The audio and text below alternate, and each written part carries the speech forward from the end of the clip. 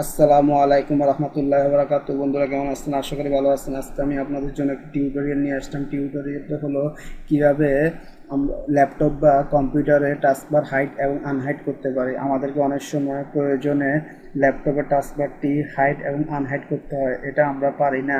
তাই আজকে আমি আপনাদেরকে দেখাবো কিভাবে ল্যাপটপের টাস্কবারটি হাইড এবং আনহাইড করতে হয়। তাই বন্ধুরা, পরবর্তী ধাপে যাওয়ার আগে আপনাদের কাছে আমার অনুরোধ রইল, যারা আমার চ্যানেলে নতুন দয়া করে চ্যানেলটি সাবস্ক্রাইব করুন এবং বেল আইকনে প্রেস করুন। সাবস্ক্রাইব করলে সুবিধা হলে আমি নতুন ভিডিও দেওয়া মাত্র আপনার নোটিফিকেশন বেলে পেয়ে যাবেন। তাহলে কথা না বাড়িয়ে শুরু করি।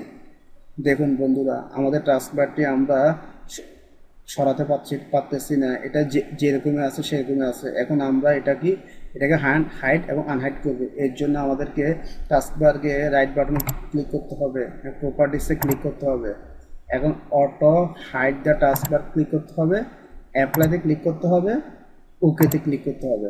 দেখুন বন্ধুরা, আমাদের টাস্কবারকে নিচে যখন আমাদের কার্সরটি নিয়ে রাখতেছি তখন আমাদের টাস্কবারটি দেখা যাচ্ছে, আবার যখন উপর দিকে নিয়ে যাচ্ছি আমাদের টাস্কবারটি হাইড হয়ে যাচ্ছে।